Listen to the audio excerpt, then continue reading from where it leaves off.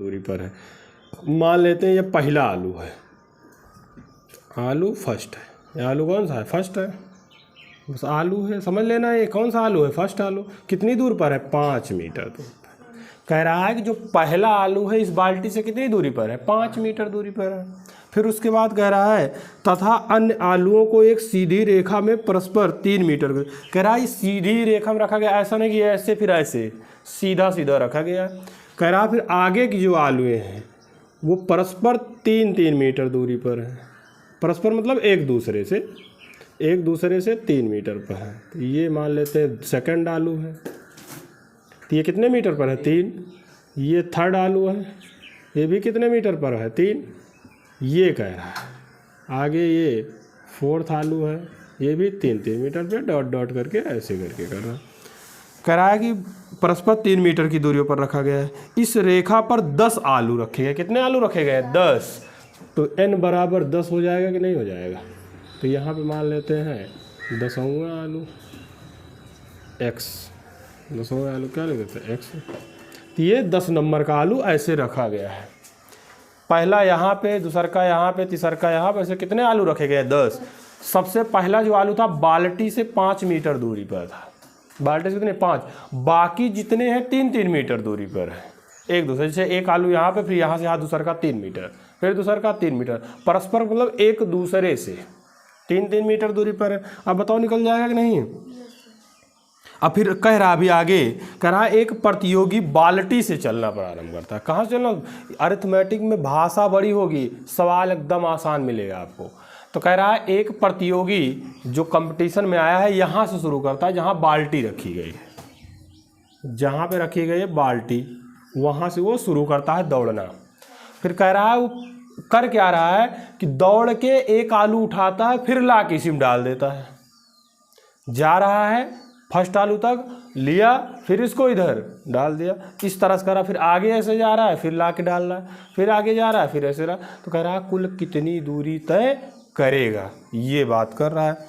कर रहा है कि दौड़ता है तो इसे उठाकर वापस बाल्टी में डालता है, और वह तब वह ऐसा करता रहता है जब तक सभी आलू बाल्टी में ना आ जाएं। इसमें प्रतियोगी को कुल कितनी दूरी दौड़नी पड़ेगी? अर्थात देखो कह रहा है कि पहला यहाँ से शुरू हुआ आदमी, यहाँ पे मान लेते हैं ये आदमी है, ये यहाँ से शुरू करता है इसी बाल्टी के पास से। तो बताओ पहली आलू गया कितना मीटर चला? 5। फिर लौट के आया 5। क्या मीटर चला? 10। तो AP मैं बना रहा हूँ, AP कितना हुआ? 10। पहला कितना चला? 10 मीटर। फिर आगे क्योंकि 10 चलेगा, पूछा कुल कितनी दूरी चलेगा, तो जोड़ा जाएगा टोटल, क्योंकि गया फिर से, फिर सारी दूरियों को जोड़े। फिर आया बाल्टी में आलू रखा, अब फिर से जा रहा है। अब ये आलू खत्म, आलू नंबर 2 पे गया। अब कितना चला? 16 नहीं चला, 5 3 8, फिर 8 वापस आया। हाँ 16। कितना चला? 16।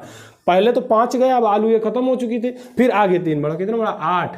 फिर लौट के भी तो आएगा, बाल्टी में डालेगा, तो कितना दूरी चला? 16। फिर आगे बढ़ते हैं। फिर उसके बाद गया, अब पहली आलू खत्म हो गई, दूसरी की आलू बल्टी, अब कौन सी आलू? तीसरी की आलू बची हुई है। तो अब देखो कितना जा रहा है? 5 गया, फिर 3 गया, 8, फिर 8 3 11, फिर लौट के आया, फिर 22। कितना हो गया? 22। फिर से ये तीसरी की आलू, चौथी भी आलू खत्म हो गई, चौथी आलू पहुंच रहा है। फिर चौथी आलू गया 5 3 8 3 11 3 14, 14 दूना 28। कितना होगा? 28। इस तरह से ऐसा जाता रहेगा। पदों की संख्या कितनी? 10 आलू लाना है, 10 आलू है। कितने आलू लाना है? 10 आलू। अब देखो कैसे, हाँ वैसे 10 तक जोड़, अब 10 तक जोड़ोगे तो थोड़ा टाइम लग जाएगा ना, सोचो, फिर लिखोगे, फिर लिखते रहोगे। अब सीधा यहाँ से AP दिख गया, पहला पद 10, D कितना है? 6, 16 माइनस 10 6। आप सब घटा के चेक कर लेना, 6 ही आएगा। 16 में से 10 जाएगा 6, 22 में से 6, 28 में से 22, 6 ही आएगा। और N कितना है? 10। N कितना है? 10। यही तो है, N कितना है? 10। 10 ही आलू है तो N हो गया 10। अब मुझे योग निकालना है इनका कि कितना दूरी चला है। तो कुल चली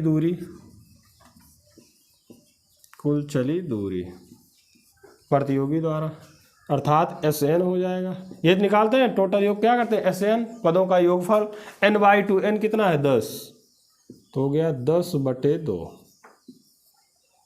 लास्ट पद पता नहीं था इसलिए लास्ट पद वाला नहीं लगाएंगे, सीधा 2a + n-1 into D. 2a, a कितना है 10, 2a हो गया, प्लस n कितना है 10 -1 इंटू डी कितना है 6। आप वैसे भी कर सकते हो कंप्लीट 10 तक जा, अगर अभी 5 तक होता तो मैं ऐसे ही निपटा देता जोड़ के, लेकिन अब 10 तक है, फिर 10 तक जोड़ने में टाइम लग जाएगा, इसलिए AP लगा दिया इसमें। SN बराबर 10 को 2 5 हो गया, अब 10 का 2 में किए 20 हो गया, प्लस अब ये 10 में से 1 जाए कितना आएगा 9, और 9 का 6 में गुणा करेंगे कितना आएगा 54। देखो कुछ किए नहीं, 10 में से 1 घटाए 9 और गुड़े 6 था, 9 छंग 54। अब SN बराबर 5 हो गया गुड़े 4, 5 2 7 74, तो यहाँ से SN बराबर कितना आ गया 5 चौक 20, 5 7 35, 36 37, 370 मीटर दूरी चलेगा। कितना चलेगा 370 मीटर। समझ में आया? देख लेते हैं फिर से एक बार। कह रहा है कि कोई प्रतियोगिता चल रही है, प्रतियोगिता चल रही है, कोई प्रतियोगिता चल रही है, उसमें एक बाल्टी रखी गई है, अब आगे रास्ते में से लाइन पर आलू रखी गई है। तो जैसे कहा नहीं जाता, देखते हैं कौन सबसे पहले जाके लाके इसमें डाल रहा है। तो एक प्रतियोगी जा रहा है, इस आलू को उठा के फिर से बाल्टी में डाल रहा है, फिर जा रहा है, फिर उठा के सारी आलू को डालना है किसमें, बाल्टी में। तो जब सारी आलू डालना है तो सभी आलू के पास पहुंचना पड़ेगा। अगर सब आलू के पास नहीं पहुंचोगे तो उठा के ला ही नहीं सकते हो। तो पहली आलू का कह दिया 5 मीटर दूरी पर है, उसके बाद की जो आलूएं रखी गई वो 3-3 मीटर पे रखी गई हैं। तो पहला गया 5 मीटर उठा के लाया, गया 5, फिर लौट के आना भी पड़ेगा इसको, आया 5 तो कितना हो गया 10 मीटर, तो 10 हो गया। बाल्टी में एक आलू खत्म, दूसर की आलू बची है, दूसर की जा रहा 5 3 8, 8 गया, फिर 8 लौट के भी आएगा 16, तीसर की 5 3 8 3 11 गया, 11 लौट के भी आया 22। इस तरह से 10 आलू को उठा के इसी बाल्टी में रखना था। अब मैं A मिल गया, पहला पद A 10 है, D 16 में से 10 घटा देंगे तो 6 आएगा, और N 10 है।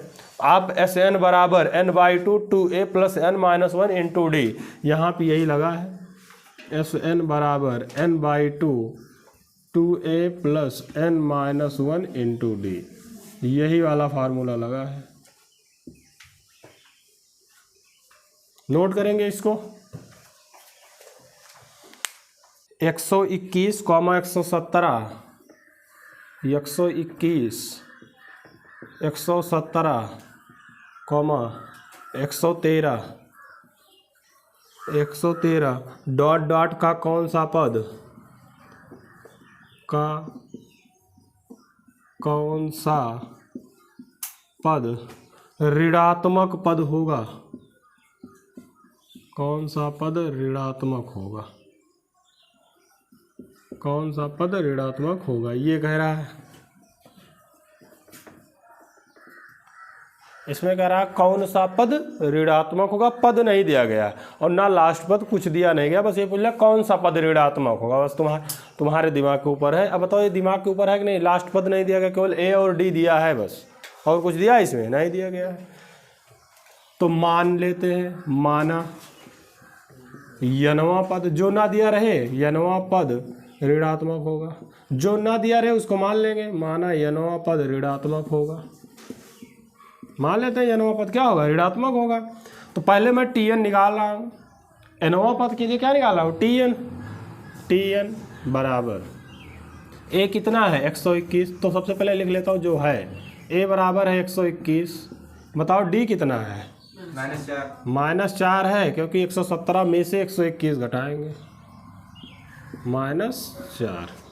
अब TN बराबर लिख देता हूँ, A है 121, A + n-1, n ही है -1 इंटू डी कितना है -4। अब इसको क्या करना है, ऋणात्मक ना कह रहा है, यनवा पद ऋणात्मक ही होगा। क्लियर है कि ये ऋण में ही आएगा, तो ऋण में आएगा तो अर्थात 0 से छोटा होगा। ऋण में आने मतलब समझ रहे हो, 0 से कम वाली संख्या तो छोटी होगी। तो ये दो बताओ ऐच्छिक हुआ कि नहीं, थोड़ा बहुत कॉन्सेप्ट पे आया कि नहीं सवाल? तो जो कॉन्सेप्ट पे सवाल है वही मेन प्रश्न होते हैं, बाकी तो रटने को तो सब रट डालोगे, दुइये रटना है, उन सब में केवल दुइये फार्मूले में, सब में देखना अलग अलग दिमाग लगेगा, हर सवाल में दिमाग लगेगा। तो यही कह रहा है जो टीएन था यनवा पद वो कैसा है? ऋणात्मक है। हमने कहा भैया यनवा पद निकाल लेते हैं, और वो क्या कर देते हैं? ऋणात्मक कर देते हैं। और ऋणात्मक कब होगा? जब 0 से कम हो। तो ये चिन्ह का मतलब समझ रहे हो ना कि ये 0 से कम है। इधर जिधर पूछ रहे समझ लेना वो कम है इधर वाले से, इधर 0 लिखा, 0 से कम ही तो ऋणात्मक होते हैं, 0 से अधिक कर दे तो प्लस में हो जाएंगे। तो इसीलिए हम क्या कर दिए? इसको ऋणात्मक कर दिए। तो समझ में आया? अब 121 हो गया। ये है ऐच्छिक प्रश्न, पूरा कॉन्सेप्ट पे रहता है। अब स्कूल वाले छुड़वा देते हैं, माइनस माइनस मिलकर +4 हो गया, <0। अब देखो 121 में 4 जोड़ें कितना आएगा? 125 -4n <0। अब जैसे उसमें करते हैं तो इसको भी बराबर के रूप में मान लेते हैं। जैसे हम सब बराबर लिखा, अब इसमें छोटा लिखा, तो ये -4n को उधर भेज देते हैं, तो हो गया 125 +4n, ये -4n उधर जाके +4n, जैसे हम सब उसमें करते हैं। अब देखो n के साथ 4 गुणा में इधर आएगा, भाग में हो जाएगा, तो 125/4 ये हो गया। और यहाँ से n बड़ा है तो इस तरह भी लिख सकते हो, हमने कुछ किया नहीं, घुमा दिया। ये देखो इधर मुंह था, इधर मुंह कर दिया, और ये पीछे इधर था, इधर पीछे कर दिया, बस कुछ इसमें किए नहीं, इसी को घुमा दिया। अब देखो इसको भाग देते हैं, n > कितना आएगा? 4 × 3 = 12, 4 × 1 = 4, 1/4। क्या बताओ पद कभी भिन्न में हो सकता है? नहीं, हमेशा 1 2 3 गिनोगे। लेकिन ये क्लियर है, यन जो है इससे बड़ा है, 31 से बड़ा है तो कौन सा होगा? 32। 31 से बड़ा कौन सा पद होगा? 32। तो 31 से बड़ा 32, तो यन कौन सा आ जाएगा? 32वां पद। 32वां पद क्या होगा? ऋणात्मक, बता रहे हैं। तो ये देखो यही होता है, कॉन्सेप्ट नहीं समझ रहोगे तो दिक्कत आने वाली है। देखो कैसे कह रहा है, यन जो है 31 से बड़ा होना चाहिए। किससे बड़ा होना चाहिए? 31 से बड़ा होना चाहिए। और 31 से बड़ा होना चाहिए, ये है 31 सही 1/4। तो 31 से बड़ा कौन सी संख्या आएगी? 32। 31, ये 31 दशमलव कुछ लिखा है ना, तो अगर ये लेस देन होता, इधर होता, तो 31 हो जाता। लेकिन ये क्या 31 से बड़ा लेना है, तो 31 से बड़ा कौन सी संख्या? अरे ये 31 से बड़ा थोड़ी है, 31 दशमलव कुछ है। तो 31 से दशमलव के बाद कौन सा पद आएगा? 32वां तो आएगा। तो इसलिए क्या हो जाएगा? यानी 32वां पद ऋणात्मक होगा। नोट कर लेंगे इसको। लेकिन सर इसमें तो टीएन निकालेंगे, एन कहाँ निकालेंगे? तो एन या निकाले, एन टीएन से एन निकाले ना, क्योंकि एन मुझे निकालना था। मुझे क्या निकालना था? एन। एनवां पद ऋणात्मक ना, तो एन कब निकलेगा? टीएन से। तो टीएन से निकलेगा, क्या करना है? ऋणात्मक। माइनस में नहीं है। कहाँ पे माइनस में नहीं? ये ऋणात्मक का मतलब यहाँ से, ये देखो सीरीज माइनस में चल रही है, ये पद की बात कर रहा है। किसकी बात कर रहा है? पद की। तो ऐसे -4 -4 -4 -4 करते आएंगे तो एक टाइम ऐसा आएगा कि ये जो 113 है माइनस कुछ आएगा। तो ये बात हो रही है, पद तो 32वां होगा लेकिन ये आएगा माइनस में। जैसे ये 6 5 4 3 2 1, और कहते और आगे बनाओ तो 0 -1 होगा कि नहीं? 1 1 कम हो रहा है। तो ये कौन सा पद आया? माइनस। ऋणात्मक पद ये हुआ ना, तो कौन सा पद है? 1 2 3 4 5 6 7 8, तो लिखेंगे 8वां पद ऋणात्मक होगा। संख्या माइनस नहीं आएगी, ये पद है, पद तो माइनस में ले ही नहीं सकते हो, 1 2 3 4 होता है। नोट कर लेंगे इसको। ये कॉन्सेप्ट वाले सवाल देखे कैसे घुमा देते हैं दिमाग को, और स्कूल में सब इसको छुड़वा देते हैं। देखते हैं, अब 32वां पद मैं निकाल के चेक कर ले रहा हूँ, क्या वास्तव में 32वां पद ऋणात्मक है कि नहीं है। ये भी तो चेक कर सकते हो ना, क्योंकि ये कह रहा आंसर के हिसाब से आना चाहिए ऋणात्मक, तो मैं चेक कर रहा हूँ। T32 चेक कर रहे हैं कि है कि नहीं है। T32 बराबर, अब n कितना आ गया? 32, तो 2a होता है, T32 में a होता है। a कितना दिया गया? 121 a प्लस n कितना लेना है? 32 -1 इंटू डी कितना है? -4। डी कितना है? -4। आप चेक करो, 121 प्लस ये होगा 31, डी कितना आ गया? -4, तो ये हो गया 121, ये माइनस प्लस माइनस मिल गया, 4 1 4 4 3 12, 124। देखो माइनस आया कि नहीं? 32वां पद आया कि नहीं? -3 आ गया। क्लियर। और इसके पहले वाला पद क्या रहा होगा? इसके पहले वाला पद 1 रहा होगा। क्या रहा होगा? 1। क्लियर हुआ कि नहीं? अरे एक रहेगा तभी तो -4 जोड़ेंगे -3 आएगा, क्योंकि डी जोड़ते जाते हैं। तो 32वां पद आया कि नहीं? आप 31वां पद निकालते तो अभी ना आता, 120 आता, प्लस में आ जाता, ऐसा आता प्लस में। तो ये समझ में आया? 32वां पद आया कि नहीं ऋणात्मक? यहाँ से आ गया, तो यही सही। चलो नोट कर लो इसको फटाक से, चेक भी कर लेंगे। किसी एपी के तीसरे और सातवें पदों का योग, तीसरे और सातवें पदों का योग 6 है, पदों का योग 6 है और उनका गुणनफल 8 है।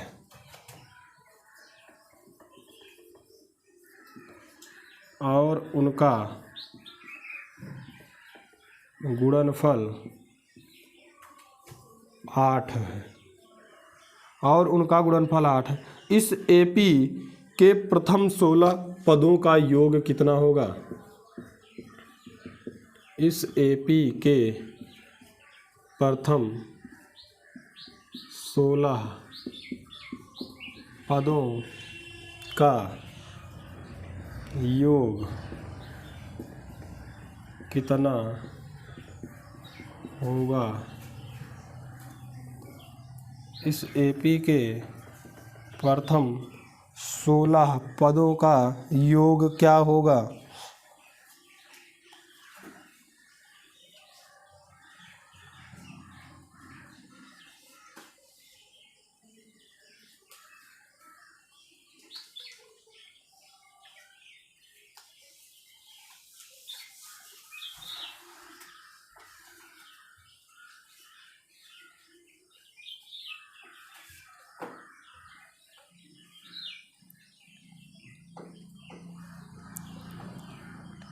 चलो देखते हैं इधर। अब 16 पदों का योग कैसे निकालेंगे? तो सबसे पहले क्या दिया गया? तीसरे और सातवें पदों का योग कितना दिया गया? 6, अर्थात T3। तो अभी क्या ए पता है? नहीं, पहला पद भी नहीं पता, डी भी नहीं पता है, तो मान लेंगे। माना पहला पद ए, अगर ना दिया जाए तुरंत मानो पहला पद ए और सार्वांतर डी, सार्वांतर को डी। मैं इसको अंक मान के भी ख़त्म कर सकता हूँ, लेकिन तुम कंफ्यूज हो जाओगे। अभी एक फैलाएंगे तो 1 लास्ट में कर देंगे, तो फिर उसमें तुम्हें दिक्कत हो जाएगी। बाकी इसको जो मानने वाला है कुछ भी मान सकते हो, आंसर वही आएगा। तो चाहे 16 मान लो, चाहे 5 मान लो, चाहे 6 मान लो, बस लेकिन उसके लिए दिमाग होना चाहिए। अगर दिमाग नहीं तो गड़बड़ कर बैठोगे। तीसरे और सातवें पदों का योग कितना है? 6, अर्थात T3 + T6 बराबर कितना है? 6 ही है, 6 ही है। अब T3 n बराबर कितना है? 3, तो a + n-1 × d, ये हो गया। छठवें का हो गया a + 6-1 × d बराबर कितना आ गया? 6, यही तो a + 2d + a + 5d बराबर कितना आ गया? 6। तो जोड़ लेते हैं a मिलकर 2a, अब 5 2 7d, 7d बराबर 6, ये हो। सर तीसरे और सातवें पद का योग। अच्छा, सातवें पद का है जी, 7 T7 हो गया। तो यहाँ पे 7 कर देते हैं, यहाँ पे 6d कर देते हैं। क्लियर? तो ये हो गया 6 2 8d हो जाएगा। अब देखो 2 यहाँ पर भी है, 2 यहाँ पर भी है, कॉमन ले लेते हैं। 2 को कॉमन लिए, इधर बचा a + 8 से 8 में भाग दिए 4d बराबर 6। यहाँ से देखोगे तो a + 4d बराबर, अब ये 2 इधर गुणा में इधर जाके भाग में हो जाएगा, तो 6/2। यहाँ से a + 4d बराबर 3, a + 4d कितना आ गया? 3। इसको मान लेते हैं समीकरण नंबर 1। अब इधर देखते हैं। अब फिर आगे कह रहा है कि और उनका गुणनफल, अर्थात तीसरे और सातवें पद का गुणनफल कितना है? 8 है। तो T3 × T7 बराबर 8। फिर से वही a + 2d, a + 2d हो गया, गुणे ये हो गया a + 6d। अरे वही किए हैं, a + n-1 × d, ए है, एन माइनस एन कितना 3, 3 में से 1 घटाए 2d, 7 में से 1 घटाएंगे 6d, a प्लस 6d बराबर 8। ये आपको दिया गया है। तो इसके दो तरह से लगा सकते हो। कैसे? एक तो गुणा करके, इनको गुणा कर दो, बराबर 8 कर दो, कोई एक वैल्यू a बराबर 3 माइनस 4d इसमें रख देंगे। एक ये तरीका, एक दिमाग वाला तरीका लगाते हैं। कैसे? देखो कैसे लगाते हैं। मुझे यहाँ पर a प्लस 4d कितना दिया गया 3, तो ऐसा सेट कर दूं कि यहाँ पे a प्लस 4d आ जाए। ये सेट हो सकता है। देखो कैसे, a प्लस 2d है। अब 4d को जोड़ देता हूँ और 4d को घटा देता हूँ। कहाँ पे? हाँ, वर्ग भी करके तुम्हें आसान बना रहा हूँ इसको। बाकी तुम इसको वर्ग कर देना, इन दोनों को भी सॉल्व करना, कट पिट जाएगा और आंसर वही आएगा सेम। तो देखेंगे मैं कैसा दिमाग लगा रहा हूँ। ऐसे सोचना है तुम सबको। a प्लस 2d है, कितना है 2d, और यहाँ पर मुझे a प्लस 4d की वैल्यू दी गई है, दी गई 4d, तो मैं इसी को ही बना देता हूँ 4d के रूप में। अब 4d के रूप में बनाना क्या है, इसी में 4d जोड़ दो और घटा दो। तो किसी चीज़ में जोड़ दोगे घटा दोगे तो कोई फर्क नहीं पड़ता है। तो हमने ऐसे कर दिया।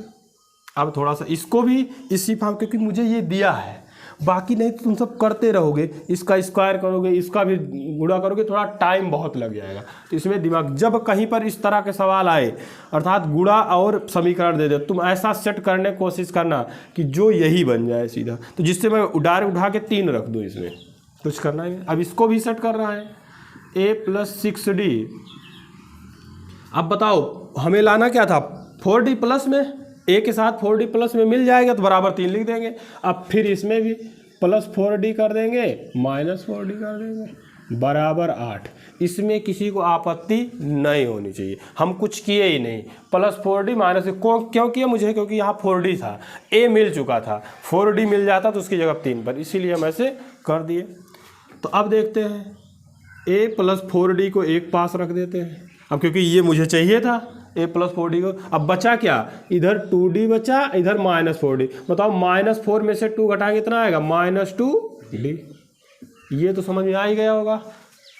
हमें a प्लस 4d चाहिए, मिल गया कि नहीं, ये चीज़ मिल गया। अब इसमें भी वही a प्लस 4d को एक साथ ले आते हैं। अब प्लस, अब 6 में से 4 घटाएं कितना आएगा, 2d, बराबर कितना है 8। हम ऐसा इसलिए किए कि अभी a प्लस 4d, इसमें से a प्लस 4d, एक चर यही खत्म हो जाएगा, बचेगा क्या, केवल d। तो d बचेगा, तुरंत सॉल्व हो जाएगा। अब a प्लस 4d की जगह 3 रख देते हैं, माइनस 2d। अब फिर से a प्लस 4d की जगह क्या दिया गया, 3, ये दिया गया है ना समीकरण 1 से, 3 माइनस 2d प्लस 2d बराबर 8। कहाँ से ये हुआ, समीकरण 1 से, लिख देना सामने। अब देखो a minus B A plus B क्या होता है, A square minus B square. ये आता है कि नहीं आता है, a minus B A plus B, a है 3, b है 2d, तो a माइनस बी हो गया, a प्लस बी होता है a square minus B square. अगर वो ना आए तो गुणा कर लेना, इसका पहले 3 से, फिर इसका 2 से, माइनस इसका, फिर इसका, इस तरह से गुणा भी कर सकता हो। तो जो मन है वही कर देना। तो मैं डायरेक्ट लिख रहा हूँ a स्क्वायर मतलब 3 त्रिक का 9, माइनस ये हो गया 4d स्क्वायर। इसमें कोई घबराएगा नहीं, घर पे गुणा कर लेना। 3 का गुणा 3 से, फिर 3 का 2 से, फिर इसका इससे, फिर इसका इससे, गुणा भी कर लोगे तो जो मैं लिख रहा हूँ यही आएगा। 9 माइनस 4d स्क्वायर बराबर आएगा 8। ये कहाँ से आया, क्योंकि a square a minus B a plus B बराबर होता है a square minus B square. ये भी लिख सकते हो, बाकी गुणा भी कर सकते हो। मैं ये फार्मूला बहुत कम लगाता हूँ, लेकिन अब यहाँ से जगह कम थी इसीलिए थोड़ा सा लगा दिया। अब देखो मुझे d अकेला मिल गया कि नहीं मिल गया। अब बताएं, चर को एक तरफ, अचर को एक तरफ, तो इसको मैं इधर ले आता हूँ, इसको इधर भेज देता हूँ। 9 माइनस, ये प्लस 8 था, इधर आके माइनस 8 हो गया। ये माइनस 4d स्क्वायर था, उधर जाके प्लस 4d स्क्वायर हो गया। यहाँ से 9 में से 8 जाएगा 1 बराबर 4d स्क्वायर। यहाँ से d स्क्वायर बराबर, अब 4 इधर गुणा में था तो इधर आएगा भाग में, 1/4 हो जाएगा। यहाँ से आपका d बराबर अंडर रूट 1/4। अब अंडर रूट हटाएंगे तो d बराबर क्या आ जाएगा, प्लस माइनस 1/2। अंडर रूट हटाते हैं 2 चीज़ आता है, प्लस भी आ सकता है और माइनस, क्योंकि प्लस और माइनस दोनों का स्क्वायर करोगे तो प्लस ही बन जाता है। जैसे इन दोनों का स्क्वायर करोगे तभी देखो प्लस हो, क्योंकि रूट के अंदर माइनस हो ही नहीं सकता, अगर है तो काल्पनिक संख्या हो जाती है। तो यहाँ से डी की कितनी वैल्यू आई 2, एक आई +1/2 और एक आई -1/2। जो एक साथ प्लस माइनस लिखा रहा करे तो समझ लेना कि यही है। अब किसी एक में रख देते हैं, समीकरण एक में रख देते हैं, डी बराबर 1/2 पहले रख देते हैं। समीकरण एक में डी बराबर 1/2 रखने पर रख देते हैं हम। अब था a + 4d की जगह 1/2 बराबर 3, 2 दूना 4, यहाँ से a बराबर कितना आ गया 1, ये 3 है, इधर 2 गुणा 1 2, उधर जाएगा तो -1, यहाँ से a बराबर कितना आ गया 1, a बराबर 1 आ गया। चलो इसको नोट करो पहले, फिर आगे बढ़ाएं। नोट कर लो, इसको नोट कर लीजिए।